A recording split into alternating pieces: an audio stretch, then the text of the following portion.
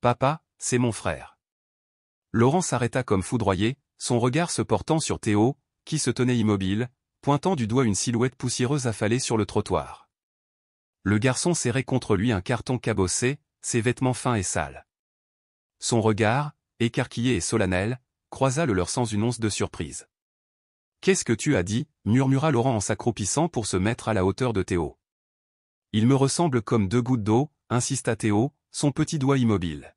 « C'est mon frère. » Un rire nerveux s'échappa de Laurent tandis qu'il ébouriffait les boucles de son fils. « Allez, mon pote, c'est juste ton imagination. » Mais en jetant un nouveau coup d'œil à l'enfant sur le trottoir, quelque chose le tira. Ses cheveux étaient clairs et indisciplinés, son nez droit et délicat, mais ce furent ses yeux qui retinrent son attention, d'énormes flaques d'un brun doré, la même teinte que Théo avait hérité. Sans un mot de plus, Laurent se leva et s'avança à grands pas, le cœur battant la chamade. « Salut » appela Théo doucement. L'enfant ne broncha pas, il se contenta d'observer Laurent avec une intensité silencieuse. « Quel est ton nom » ? « Mati » répondit-il avec audace. « Où sont tes parents » demanda Laurent en s'agenouillant à côté de lui. Le regard du garçon se posa brièvement sur la rue déserte avant de revenir. « Ma mère est morte. Je n'ai plus de père. » Laurent sentit un pincement au cœur. Il recula involontairement d'un pas, puis d'un autre, luttant pour garder son sang-froid. « Quel âge as-tu, Mati » ? 7. 7 ans. Exactement l'âge qu'avait Théo maintenant, et 7 ans plus tôt. Laurent retint son souffle lorsque le souvenir du renvoi soudain de Claire refit surface. Sans un mot, il prit la main de Théo et le ramena à la voiture. Le trajet du retour se fit en silence. Le timide « papa » de Théo s'éteignit sur ses lèvres, et Laurent se contenta de secouer la tête. « On ne parle pas de ça » dit-il finalement. Théo baissa la tête, concédant, mais la tension dans la voiture était palpable. Une fois à l'intérieur, Laurent se glissa dans son bureau et ouvrit un dossier personnel poussiéreux. Claire Navier, employée de maison. Elle avait été exemplaire pendant 3 ans, jusqu'à cette nuit où une petite dispute lui coûta tout. Il fouilla dans de vieux mémos, puis trouva son adresse de réexpédition, un immeuble au sud de la ville. Son pouce accéléra lorsqu'il appela son chauffeur. « Conduisez-moi là-bas, tout de suite. » 30 minutes plus tard, Laurent se tenait devant une porte délabrée dans un immeuble délabré. Il frappa fermement. Une femme âgée au visage buriné répondit. « Je cherche Claire Navier » dit-il. Les yeux de la femme se plissèrent. Elle est morte il y a 2 mois d'une pneumonie. Son fils, Mati, est resté brièvement chez moi, puis s'est enfui. Il a dit qu'il préférait être seul plutôt que de vivre séparé de sa mère. Sa voix se brisa. Personne d'autre n'est venu. Personne n'a jamais appelé. Laurent déglutit difficilement. Il ne donna aucune explication et se détourna, le poids du regret pesant sur lui. Cette nuit-là, le sommeil lui échappa. À maintes reprises, il se glissa hors de son lit pour regarder Théo endormi, remarquant sur le visage de son frère les mêmes traits paisibles qu'il avait aperçus chez Mati. Une profonde culpabilité l'envahit, dont il ne parvenait pas à identifier la source. Le lendemain matin, Laurent convoqua son avocat. « Il faut que je retrouve un enfant » dit-il doucement. Mati Navier, environ 6, peut-être 7 ans, sans domicile fixe. « Votre fils » demanda l'avocat. Laurent marqua une pause, puis murmura « Je ne sais pas. Mais je dois le découvrir. » Dans l'après-midi, les images de surveillance ont localisé Mati devant un café près du centre-ville. Laurent est arrivé seul, le cœur battant. Le garçon était assis là, immobile, serrant sa boîte en carton. « Je suis Laurent Vallet » dit-il en s'agenouillant. « Claire était ma femme, ta mère. Tu as travaillé pour nous il y a des années. Je crois que je suis peut-être ton père. » Mati ne dit rien, observant le visage de Laurent d'un œil prudent. Un épais silence s'installa. « Je peux t'emmener faire des tests » continua doucement Laurent. « Juste pour savoir la vérité. » « Je ne sors pas avec des inconnus » répondit le garçon. « C'est compréhensible. Que dirais-tu d'un peu de nourriture » Mati hésita, puis hocha la tête. Ils mangèrent des tacos à un stand voisin dans un silence tendu au Laurent mal à l'aise, Mati dévorant chaque bouchée comme un festin. « Où dors-tu » demanda Laurent en l'aidant à traverser la rue déserte. « Partout où il ne me chasse pas. » Laurent serra les dents. « Tu viens avec moi ce soir? Les yeux de Mathie se plissèrent. Tu m'emmènes dans un bureau avec des hommes en costume? Non, jura Laurent. Promis. Après une pause, le garçon fit un petit signe de tête. L'avocat de Laurent a rapidement déposé une demande de garde d'urgence et a organisé des tests ADN. À l'entrée, Théo s'est approché, rayonnant. Tu vois? Je savais que c'était mon frère.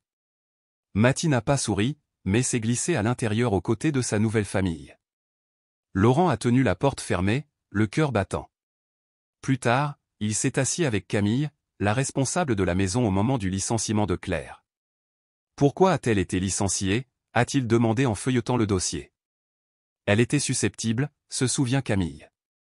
Il y a eu une petite dispute, tu lui as parlé d'une fuite, les voix se sont élevées, et c'en était fini. Paul, ton assistant, a jeté ses lettres. L'esprit de Laurent vacillait. Claire enceinte. Renvoyée. Lettre non lue. Il ferma les yeux pour ne pas se souvenir de se souvenir. Cette nuit-là, Mathie était allongée dans la chambre d'amis, touchant à peine à son dîner et évitant Laurent et son frère, à l'exception de la conversation hésitante à travers la porte entr'ouverte. « Tu avais des jouets dehors » demanda doucement Théo. « Ma petite voiture, ils me l'ont confisquée. »« Je peux te prêter le mien » proposa Théo. « Je ne suis pas stupide » murmura Mathie. Puis, plus bas, « Ta mère est morte aussi ?» Théo hocha la tête. « J'étais petit. Je ne m'en souviens plus. » Ils se turent, la nuit épaisse de vérités non dites. Le lendemain matin, à l'hôpital, Mathie serra les poings tandis qu'une infirmière lui faisait une prise de sang. Laurent s'agenouilla près de lui et murmura « Je ne t'abandonnerai pas ». Plus tard, les cornets de glace fondaient au soleil à leur sortie de la clinique. Mathie regarda ses perfusions. « Et si je n'étais pas ton fils ?» Laurent l'observa un long moment. « Tu es là maintenant, et ça ne changera pas. » Les lèvres de Mathie se retroussèrent en un sourire timide. À midi, le laboratoire annonça 99,9% de correspondance. L'enfant était son fils. Laurent se tenait devant la fenêtre de son bureau, stupéfait par l'ampleur de la vie qu'il avait failli perdre. Ce soir-là, Laurent rentra tôt et trouva Mathie et Théo en train de se lancer une balle sur la pelouse.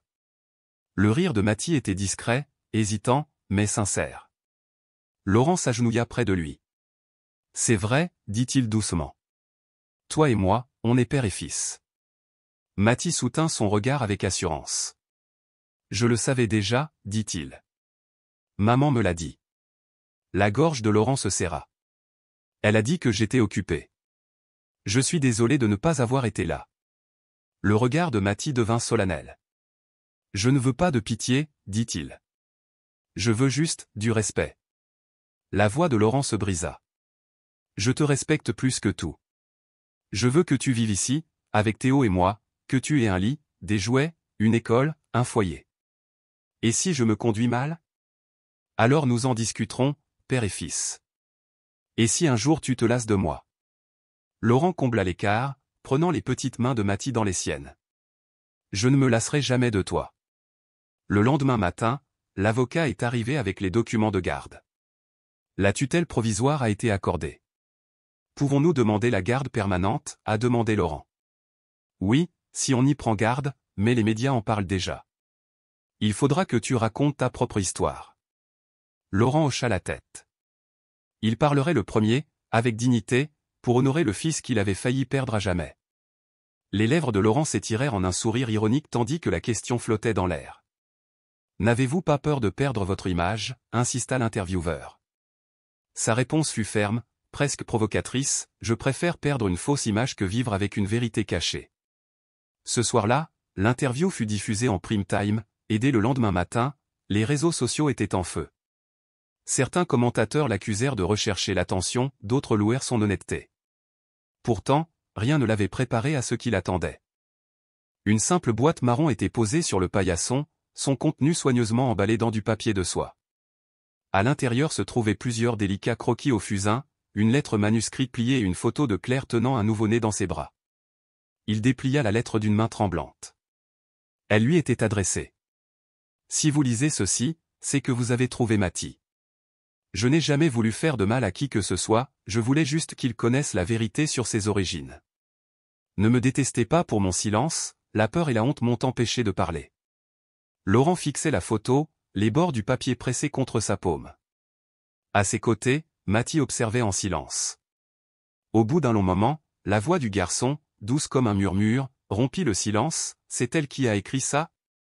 Oui, parvint à dire Laurent, le regard fixé sur l'image. Mathie s'approcha, posant sa joue contre le bras de Laurent. « Merci de m'avoir trouvé », murmura-t-il, et pour la première fois, Laurent laissa couler des larmes. Cette nuit-là, Mathie se réveilla trempée de sueur, son oreiller emmêlé autour de lui. Dans son rêve, sa mère toussait dans un lit d'hôpital blanc, ses mains glacées contre les siennes. En clignant des yeux, il aperçut le plafond uni de sa nouvelle chambre et prit un instant pour se rappeler où se trouvait, ici, une maison spacieuse, un jeune père nommé Laurent, et un frère, Théo, au bout du couloir. Il se glissa hors du lit et traversa le couloir silencieux jusqu'à la cuisine. Laurent était assis à table, absorbé par son téléphone et sirotant un café. Mathie s'éclaircit la gorge. « Bonjour », dit-il doucement. Laurent leva les yeux, la surprise adoucissant ses traits. « Bonjour, mon fils. » Le mot lui parut étrange, mais il n'y avait aucune amertume, seulement de la chaleur. Il versa un verre de lait et le posa devant Mathie. « J'ai aussi acheté des croissants, si tu as faim, » ajouta-t-il, bien que les viennoiseries soient restées dans leur sachet. Mathie hocha la tête, son regard passant du verre à son nouveau père. « Après le petit déjeuner, on ira chercher des vêtements et des fournitures scolaires, » dit Laurent en sirotant une gorgée de café. Mathie haussa les épaules, mi-intéressé. Quand Laurent parla de l'école, Mathie hésita, son regard se posa sur la table. « Je n'y suis jamais allé », avoua-t-il. L'expression de Laurent s'adoucit. « Alors on repartira de zéro. Théo et toi pourrez y aller ensemble. Et n'oubliez pas, si quelqu'un vous embête, défendez-vous. Si vous n'y arrivez pas, venez me trouver. Personne ici ne vous humiliera plus jamais. » Mathie inspira, absorbant la promesse dans les yeux de Laurent. À midi, ils montèrent en voiture et se dirigèrent vers le centre commercial. Dans le magasin brillamment éclairé, Théo se précipita d'un rayon à l'autre, son rire résonnant sur les murs. Mathie s'attarda au bord, incertain, jusqu'à ce que Théo lui glisse un t-shirt à imprimer dinosaure dans les mains. « Touche-le, c'est du coton doux », l'encouragea Théo, son sourire contagieux. Mathie traça les formes fossilisées du bout des doigts, puis s'autorisa un petit sourire sincère. Sur le chemin du retour, il transporta son nouveau sac à dos comme un coffre au trésor. Cet après-midi-là, la sonnette retentit pour annoncer l'arrivée de leur nouvelle psychologue, Thésa, une jeune femme douce à la voix douce comme la pluie. Mathie était assis par terre, jambes croisées, serrant une boîte de crayons de couleur. Thésa lui offrit du papier et des crayons, puis attendit simplement. Il dessina une silhouette élancée aux cheveux longs sur un lit, à côté d'un enfant à l'unique larme. Lorsqu'elle lui demanda qui c'était, il répondit sans lever les yeux, « Ma mère. » Elle hocha la tête, l'invitant à en refaire. Il plia le papier et le glissa dans son sac. Avant de partir, il lui tendit un autre dessin, lui et Théo jouant à la balle dans le jardin. Ce soir-là, alors que Laurent bordait Mathie, il s'agenouilla près de lui. « Comment te sens-tu » ? « D'accord, » murmura Mathie. « Tu te plais ici » Mathie hésita, puis murmura, « C'est bizarre, mais mieux qu'avant. » Laurent lui caressa doucement les cheveux. « Tu as parfaitement le droit d'être ici. Ce n'est pas une faveur, c'est aussi ta maison. » Mathie ferma les yeux et, pour la première fois depuis son arrivée, le sommeil vint facilement. Le lendemain matin, Laurent entra dans la salle de réunion, l'air solennel.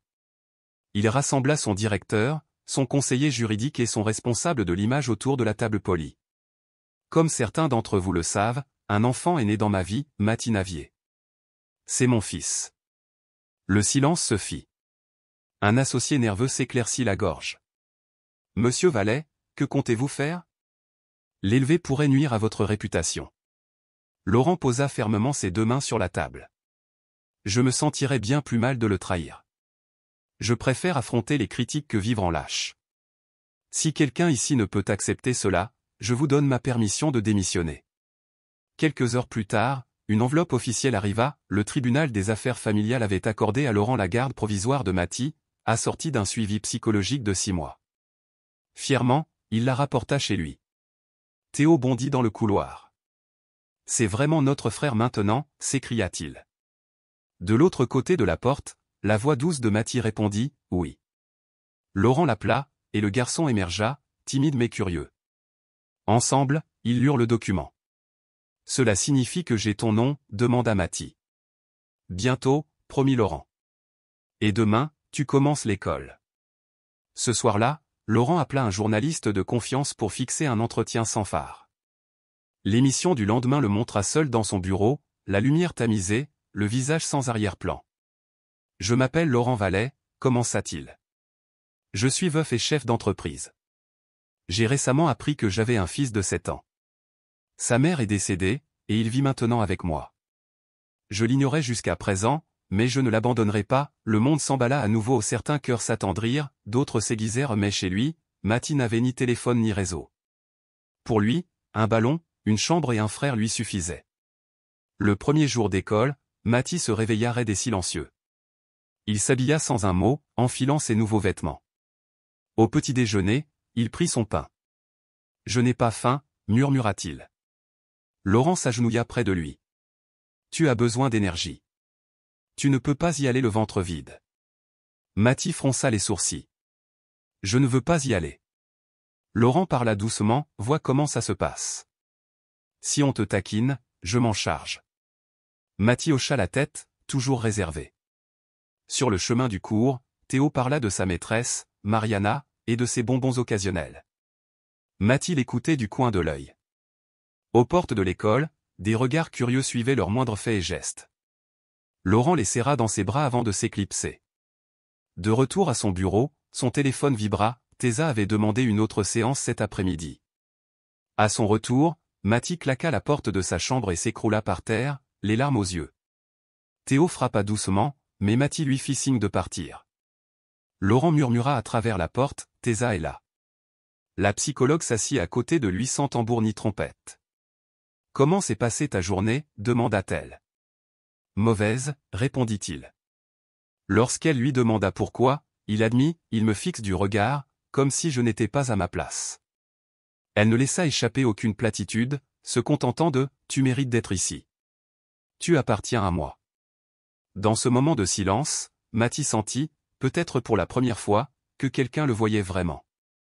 Mathie, trouver sa place ne signifie pas s'intégrer à tout le monde, dit Thésa doucement, d'une voix chaleureuse mais ferme. Ce qui compte vraiment, c'est de savoir qu'il existe un espace où l'on est chéri, même si ton cœur ne l'a pas encore accepté. Mathie cligna des yeux, la lèvre inférieure tremblante, mais il retint ses larmes. « Et si je m'enfuis encore » murmura-t-il. « Où m'enfuir » demanda-t-elle doucement. Il haussa les épaules, les yeux rivés au sol. « Je ne sais pas. N'importe où, sauf ici. » Avant que Thésa ne puisse répondre, la voix calme de Laurent traversa la pièce. « Tu n'as pas besoin de partir, » dit-il en s'avançant dans la douce lumière de la lampe. « C'est ta maison. Même quand c'est difficile, même quand ça fait mal, tu as ta place ici. » Mathie ne dit rien. Il se leva, tira le drap sur ses épaules comme un bouclier et se recroquevilla sur le lit, se retirant dans le silence. Thésa rassembla ses affaires et enfila sa veste avec un calme mesuré. Laurent l'accompagna jusqu'à la porte, lui adressant un signe de tête rassurant. « Ça prendra du temps » murmura Thésa. « Mais il veut rester où il a juste peur qu'un jour, tu décides qu'il n'a plus sa place. » « Ce jour n'arrivera jamais » promit Laurent en posant une main ferme sur son bras. « On le lui rappellera chaque matin, chaque soir, jusqu'à ce qu'il sache que c'est vrai. » Laurent se tourna et se retourna cette nuit-là, hanté par sa propre promesse. Il se leva dans la pénombre, feuilletant courriels et documents imprimés, son bureau jonché de gros titres de tabloïds impatients. Des mots comme « héritier caché »,« scandale d'entreprise » et « procès en paternité » jaillissaient des pages. À l'aube, il descendit à pas feutrés jusqu'à la cuisine. Camille, déjà réveillée, posa sans un mot une tasse de café fumant devant lui et désigna la tablette sur le comptoir. Le titre le foudroyait du regard, le banquier et son fils cachés, erreur, tromperie ou stratégie. En dessous, les commentaires évoquaient des batailles judiciaires et des bouleversements au sein du conseil d'administration. À l'intérieur de la banque, demanda Camille à voix basse.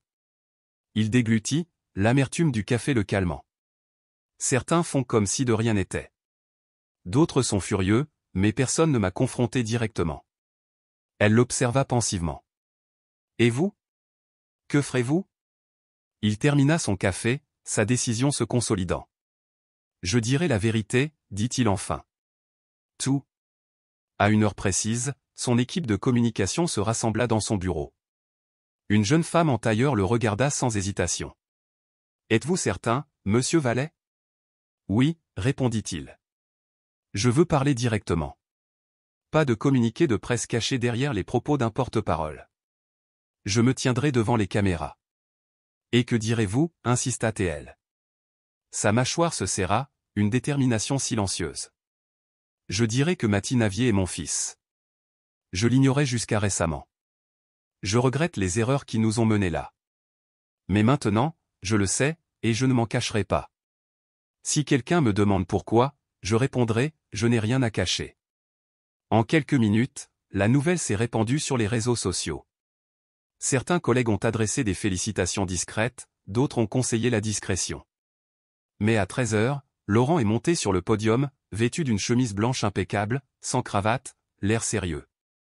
Je parle aujourd'hui non pas en tant que financier, mais en tant que père, a-t-il commencé.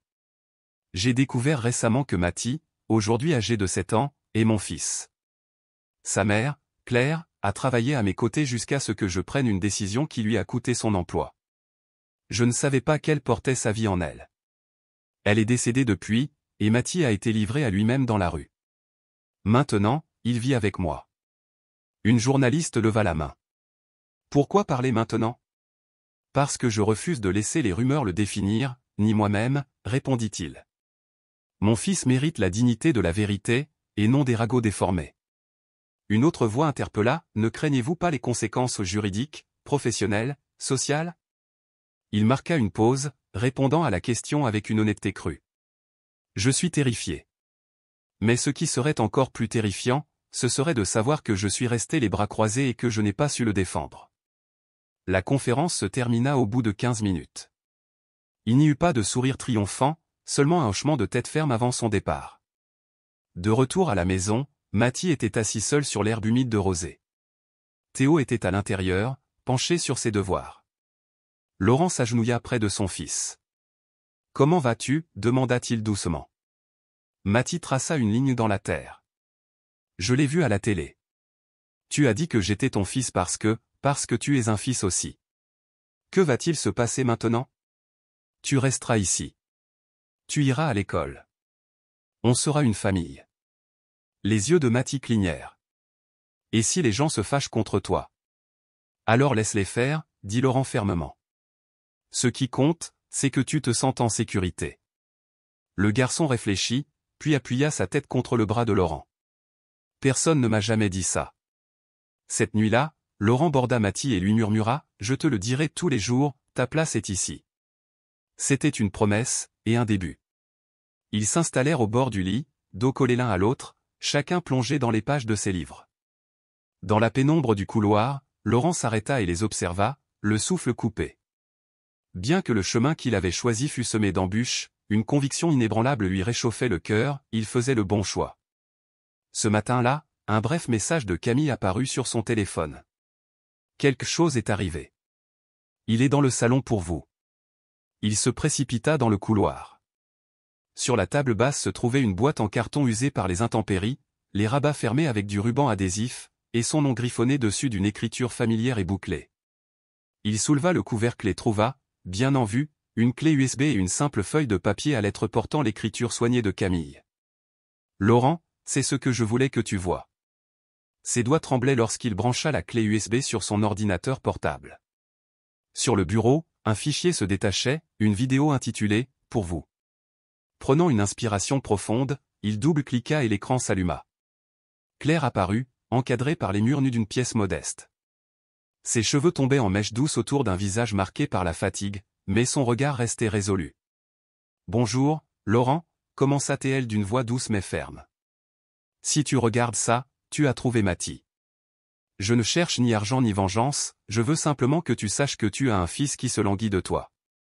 Je n'ai pas eu le courage de te retrouver moi-même, mais chaque jour, j'espérais que le destin te mènerait ici. » Laurent sentit sa poitrine se serrer. Il serra les poings, ses ongles enfoncés dans ses paumes. Elle continua, plus doucement maintenant, « Il est gentil, curieux, il supporte ton sourire et ta voix. Ne te détourne pas. Ne laisse pas son absence définir sa vie. Il mérite mieux que ça. L'image se transforma en instantanés ensoleillé d'un petit garçon, Mati, âgé de 3 ans, son visage d'ange illuminé d'émerveillement, agrippé au cou de Claire. Laurent déglutit difficilement. Aucun test de laboratoire ne pouvait égaler la puissance de la supplication de cette mère, capturée en couleurs vives, son amour rayonnant à travers l'écran. Il resta assis en silence, laissant le poids de ses paroles l'envahir. Enfin, il se leva, la voix rauque, parlant dans son téléphone. « Théo, j'ai besoin que tu amènes Mati ici. Tout de suite. J'ai quelque chose d'important. » Lorsqu'il ouvrit la porte du salon, Théo se tenait aux côtés de Mati, protecteur. Le garçon le regarda avec une curiosité prudente tandis qu'ils entraient. Laurent lui tendit la clé USB, le cœur battant. « Il y a quelque chose que je veux que tu vois. » Il trouva le port USB du téléviseur et appuya sur « Play ». Mati croisa les bras, les lèvres pincées. « Sérieusement » marmonna-t-il. La voix de Claire emplit la pièce. Le regard de Mati se baissa, un léger tremblement parcourut son corps tandis que des larmes lui montaient aux yeux. Laurent se glissa sur le canapé à côté de lui, laissant le silence s'exprimer. « Dans ma peur, admit Claire, je n'ai laissé aucune lettre. J'avais peur de perturber ta vie. Mais je craignais surtout que Mati grandisse sans savoir qui il était vraiment. » Lorsque l'écran devint noir, Mati tressaillit avant de relever la tête. Son regard croisa celui de Laurent. « Elle le voulait » murmura-t-il. Laurent hocha doucement la tête. « Oui. Elle voulait que tu le saches. » Mati passa sa manche sur ses joues. « Elle me manque tellement. »« Je sais » murmura Laurent en s'agenouillant. « Elle me manque aussi. Et maintenant, nous allons faire en sorte que sa voix perdure. » Ce geste, si petit, si humain, fit fondre Mati. Il appuya sa tête contre l'épaule de Laurent, cherchant du réconfort dans un lien dont il ignorait l'existence. « Tu crois qu'elle s'est rendue compte que je serais seul » demanda-t-il d'une voix étouffée. Laurent le serra dans ses bras. « Je crois que oui. C'est pour ça qu'elle a laissé ce message, pour que je te retrouve. » Théo s'attarda près de la porte, observant silencieusement le changement survenu dans le monde de Mati. Le garçon finit par reculer, s'essuya les joues et regarda l'écran une dernière fois. « Je veux garder ça, » dit-il en brandissant la miniature de la vidéo. « Pour toujours me souvenir d'elle. »« On le gardera précieusement, » promit Laurent. « Toujours. » Cet après-midi-là, Laurent a réinscrit Mati à son école et a pris des dispositions pour montrer la vidéo à la psychologue scolaire. Il lui a raconté toute l'histoire, et Théo les a rejoints pour les encourager. Cela contribuera à amorcer la guérison, a déclaré le psychologue. Maintenant, Mati sait que vous n'aviez jamais eu l'intention de l'ignorer, vous étiez à la fois effrayé et dépassé. Quand Mati rentra chez lui, quelque chose avait changé dans son regard. Ce n'était plus la douleur de l'abandon, mais un mélange discret de désir et de soulagement. Il s'installa à côté de Théo et sortit un crayon et du papier. D'un trait rapide et sûr, il dessina 2 silhouettes, l'une bleutée, l'autre rose, les mains entrelacées, une flèche pointant vers le mot « maman ». Théo brandit le dessin. « Tu as dessiné maman. Et toi ?» Laurent sortit de la cuisine. « Et papa aussi » dit-il en désignant une flèche vide qui reliait désormais sa silhouette à celle de Mati. Mati leva les yeux, un sourire sincère aux lèvres. Cette nuit-là, alors qu'il s'endormait, il sentit une paix fragile s'installer en lui, le passé et le présent, pour la première fois, se mêlaient sans une tristesse insupportable. Au cours des semaines qui suivirent, la vie familiale s'épanouit de manière inattendue. Le silence se dissipa. Les portes restèrent ouvertes. Mati se leva tôt, les rejoignit pour le petit déjeuner sans y être invité, assaillant Laurent de questions sur les choses les plus simples. Comment fais-tu pour que les œufs aient l'air si moelleux? Pourquoi le café sent-il si fort? Pourquoi repassais-tu ton uniforme tous les matins? Laurent répondait à chaque question avec une gratitude discrète, chérissant ce nouveau rythme familial. Un matin frais, alors qu'il se tenait dans le couloir, prêt à affronter la journée, Mati brandit une petite photo.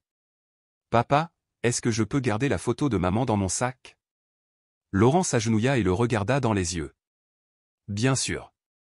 Emporte-le partout où tu vas. » Depuis l'escalier, Théo bondit en bas, brandissant 2 boîtes à lunch. « J'en ai fait un pour toi aussi, Mati. » J'espère que tu aimes le sandwich. Mathis sourit. Tout ce qui contient du pain est parfait. Sur le chemin de l'école, des rires résonnèrent dans la voiture pour la première fois. Aux portes de l'école, des murmures curieux les suivirent, mais Mathis avança à grands pas, ne se reculant plus derrière Théo, mais marchant droit, la tête haute. Un camarade de classe s'est approché de lui. « C'est toi le garçon de cette interview télévisée. » Mathis cligna des yeux. « Interview télévisée. Celle où ton père parlait de te retrouver. » Ma mère l'a regardé et a pleuré. Mathis hésita un instant, puis leva le menton. « Mon père a dit que c'était courageux, » a ajouté la jeune fille. Tout le monde n'aurait pas fait ce qu'il a fait. Il hocha la tête, absorbant ses paroles, non pas comme de la honte, mais comme quelque chose proche de la fierté. Cet après-midi-là, en rentrant, ils trouvèrent l'œuvre de Théo accrochée au mur du salon, des lettres découpées formant « Bienvenue chez toi, Mathis ». Le large sourire franc du garçon illumina la pièce. Laurent sortit de la cuisine avec un modeste gâteau. « Ce n'est pas ton anniversaire, dit-il en allumant l'unique bougie, mais aujourd'hui nous célébrons quelque chose d'aussi précieux. » Mathis hésita, devait-il rire ou pleurer? Puis prit sa part de gâteau et s'installa pour savourer le moment. Plus tard, tandis que Laurent travaillait dans son bureau, Mathis et Théo s'attaquaient à un puzzle dans le salon. Soudain, la voix de Mathis lui parvint. « Papa, avais-tu peur d'avoir un autre fils ?» Laurent marqua une pause, stylo à la main, et s'autorisa un petit sourire sincère. « Oui, » répondit-il doucement. « Mais je n'ai jamais été aussi heureux. » J'hésitais, le cœur battant, convaincu d'être arrivé trop tard. « Et si tu étais déjà parti ?» Laurent se glissa sur le banc à côté de nous et guida la dernière pièce du puzzle. « Je suis arrivé en retard, » admit-elle doucement, « mais je suis là pour rester. » Les lèvres de Théo s'étirèrent en un doux sourire, et à cet instant, nous nous sentîmes tous les trois, pour la première fois, comme une famille. Point n'était besoin de grandes déclarations. Samedi matin, alors que le soleil effleurait à peine les toits, Mathis se glissa hors de son lit. Pieds nus et silencieux, il remonta le couloir jusqu'à la porte de Laurent. Un léger coup, et il attendit. « Papa ?» Laurent bâilla, groggy, en ouvrant la porte. « Qu'est-ce qu'il y a, fiston ?» Les yeux de Mathis brillèrent de détermination. « Je veux aller voir maman. » Un instant s'écoula avant que Laurent comprenne. « Maintenant, » murmura-t-il. « Au cimetière ?» Mathis acquiesça. « Allons-y. » 30 minutes plus tard, Ilcha avait enfilé des vêtements chauds, et nous étions tous les trois dans la voiture. Je ne demandais pas pourquoi mes yeux restèrent fixés sur Mathis, qui serrait son petit sac à dos.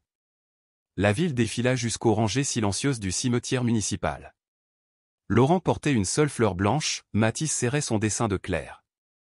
Je pris la main libre de Mathis tandis que nous approchions de la simple pierre grise gravée à son nom, Navier.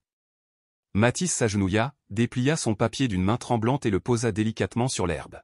« Bonjour, maman » murmura-t-il d'une voix à peine perceptible par le vent.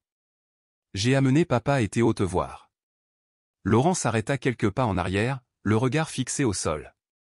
Je m'agenouillai à côté de Mathis, lui offrant un réconfort silencieux. « Tu me manques » continua-t-il, « mais j'ai une nouvelle chambre maintenant, des livres, et même une boîte à lunch avec des photos. » Il croisa le regard de Laurent. « Je peux garder ta photo dans mon sac ?» Je ne la perdrai pas. Laurent se leva, déposa la fleur blanche sur la tombe et murmura, « Je suis désolé de ne pas savoir, de ne pas avoir été là. » « Je le protégerai, Claire, promis. » Mathis leva le menton. « Tu l'aimais bien ?» Laurent cligna des yeux, puis hocha la tête. « Je l'ai fait.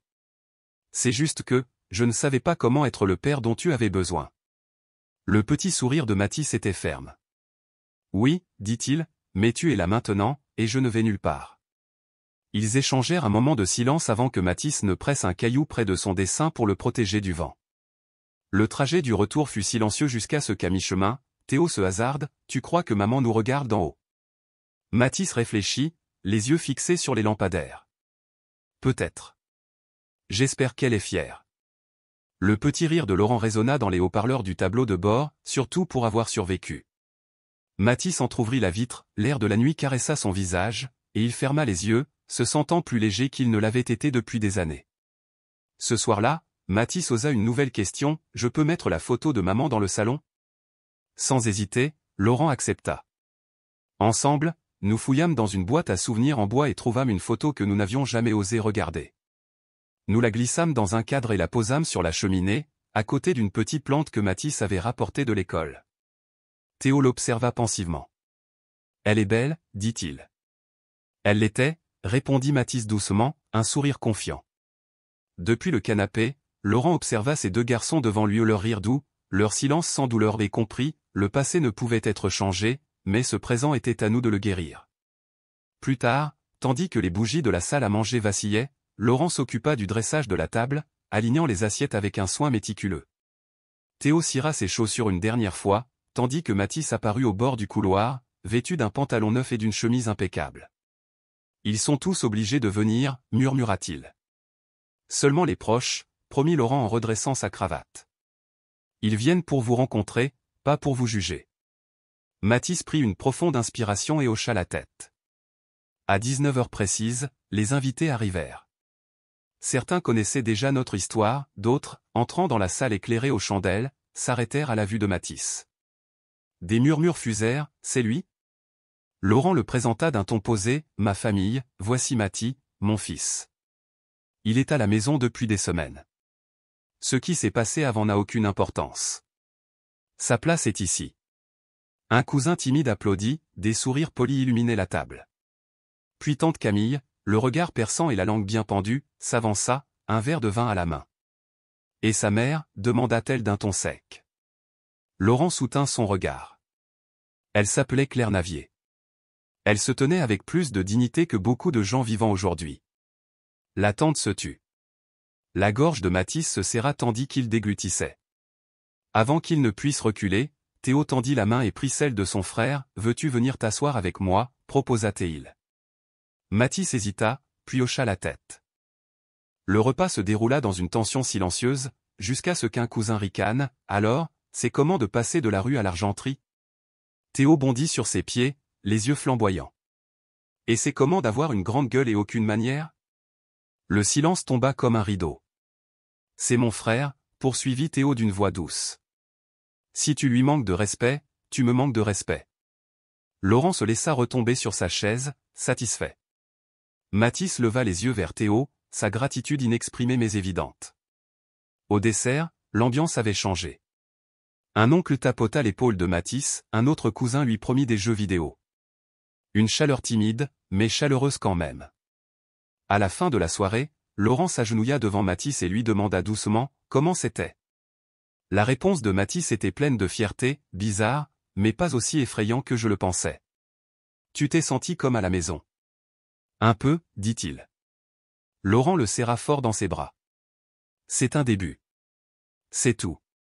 Dimanche après-midi, Mathis se tenait dans le bureau de Laurent, une vieille boîte en carton à la main. « Papa » commença-t-il d'une voix tremblante, « j'ai trouvé ça dans le placard de maman. » À l'intérieur se trouvaient des dessins, de vieux clichés, une poupée cassée et, au fond, un petit carnet enveloppé de papier de couleur. Laurent l'ouvrit sur l'écriture soignée de Claire, « Si un jour je perds la voix, que ce livre parle pour moi. » Page après page, les premiers mots de Mathis, ses peurs et l'absence de Laurent étaient racontés. Sur une page, un tendre dessin de 3 personnages, la mère, l'enfant et un homme sans visage se tenant la main. Claire avait écrit « J'aimerais qu'on soit ensemble », ne serait-ce que dans un dessin. Les yeux de Laurent le piquèrent en refermant le carnet. « Merci », murmura-t-il. Mathis l'enlaça dans une longue et sincère étreinte aux 2 cœurs enfin libérés. Ce soir-là, Théo et Mathis étaient assis par terre dans le salon, travaillant sur un puzzle dans un silence complice. Finalement, Mathis demanda « Quand je serai grand, j'écrirai un livre sur maman et un sur nous, pour que les gens sachent qu'on peut toujours recommencer. » Théo n'arrêta pas ses pièces. « Et que ce n'est pas d'où l'on vient qui compte, mais qui est à nos côtés. » Depuis la cuisine, Laurent serrait le carnet de Claire contre sa poitrine, les larmes aux yeux. Les mois passèrent. Notre maison, autrefois paisible, se remplissait de rires, de cartables éparpillés, de chaussettes dépareillées et de dessins épinglés au réfrigérateur. Laurent réorganisait sa journée de travail pour être à la maison pour les devoirs, les réunions parents-professeurs et chaque étape importante de sa vie. Son univers s'étendait au-delà des chiffres, pour s'ouvrir à des moments qui comptaient vraiment. Un lundi matin, Mathis descendit précipitamment. « Papa. Ils m'ont choisi pour lire à la journée des familles. » C'est merveilleux, dit Laurent, la fierté tintant ses mots. Qu'est-ce que tu vas lire? Mathis rayonna. Un texte que j'ai écrit au mon secret. J'ai hâte, promit Laurent. Théo intervint, à condition que papa ne te renverse pas de café dessus. Mathis rit. Il repensait encore à ces moments de recueillement, mais ses pauses étaient désormais des bouffées de paix, non de vide. Le jour J, Laurent, Camille et Théo s'assirent au premier rang de l'auditorium bondé. Mathis monta sur scène avec une assurance tranquille. « Je m'appelle Mathis », commença-t-il d'une voix claire comme un glas. « Aujourd'hui, je veux parler de famille. La nôtre n'a pas commencé comme ça. Parfois, les familles se brisent, parfois elles se perdent. La mienne a commencé avec un dessein, une promesse et un homme qui ignorait mon existence. Puis il m'a trouvé et m'a donné plus qu'un foyer. Il m'a donné mon nom, des histoires et un frère qui me protège. » Ces mots restèrent en suspens. Ma mère m'a appris à rêver. Mon père m'a appris à rester, à croire que j'étais enfin arrivé et que c'était ma place. La salle fusa d'applaudissements. Laurent resta immobile, les larmes aux yeux. À son retour, Mathis serra son père dans ses bras. « J'ai réussi » demanda-t-il. « Mieux que je n'aurais jamais pu l'imaginer » répondit Laurent. Ce soir-là, Laurent alluma une bougie devant la photo de Claire sur la cheminée. Il ferma les yeux, se souvenant de tout ce que nous avions perdu et s'émerveillant de tout ce que nous avions gagné. À l'étage, il trouva les garçons endormis sur le canapé, des restes de pop-corn à leurs pieds et une simple couverture sur eux. Il les couvrit délicatement, éteignit la lampe et se glissa dans le couloir silencieux. Au cliquetis de la porte derrière lui, Laurent comprit, il n'était plus un homme arrivé trop tard. Il était simplement le père qu'il avait toujours été censé être.